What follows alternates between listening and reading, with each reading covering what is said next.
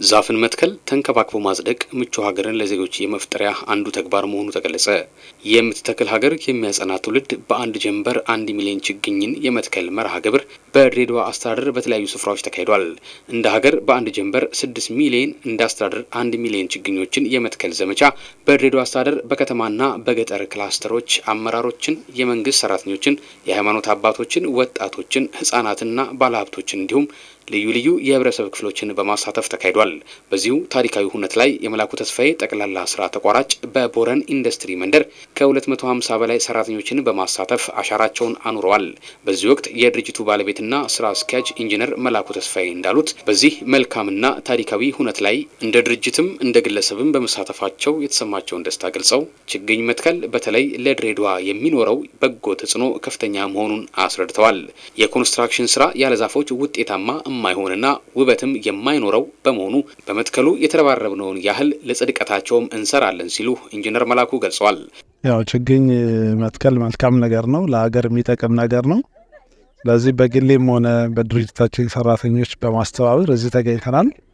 እጅግ በጣም ደስታ ነው የሚሰማ። የታሪኩ አካል በመሆኔም ኩራት ይሰማኛል። እንግዲህ ያው አካባቢ ጥበቃ ላይ የሚያሳድረው በጎ ተጽዕኖ እንዳለ ሆኖ ከአፈር መሸርሸር፣ ከአየር ንብረት መዛባት እንዲሁም ደግሞ አካባቢን ለኑሮ ምቹ ከማድረግ አንጻር በጣም ጠቃሚ ነውና እኛ ደግሞ እንዳልኩ ሞቃታማ አካባቢ እንደመሆናችን የበለጠ ይጠቅመናል። ይሄ ዛፎች ባይኖሩ ለመኖር ምቹ አይደለም አካባቢ በአጠቃላይ።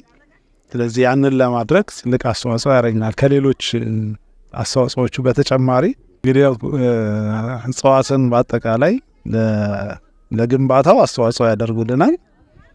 ግንባታም ራሱ ዞሮ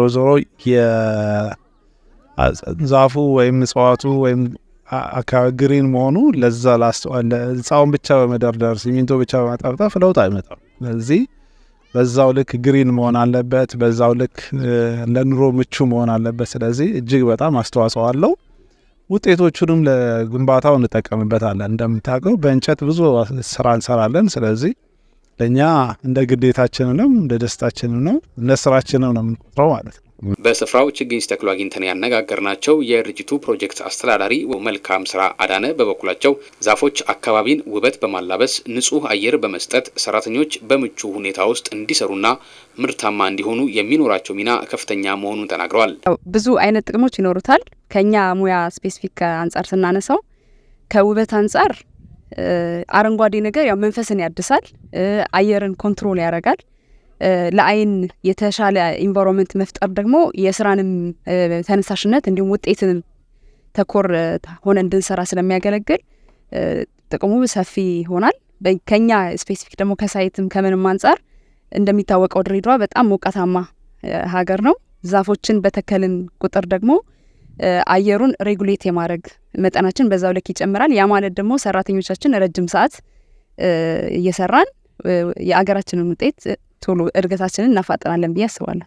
ሌሎችም የድርጅቱ ሰራተኞች በሰጡት አስተያየት ዛፍ መትከል ህልውናችን መሆኑን በቀደሙት ዓመታት በተከልናቸው ዛፎች በመጡት ለውጦች በመማራችን ይህን ስራ አጠናክረን እንቀጥላለን ብለዋል።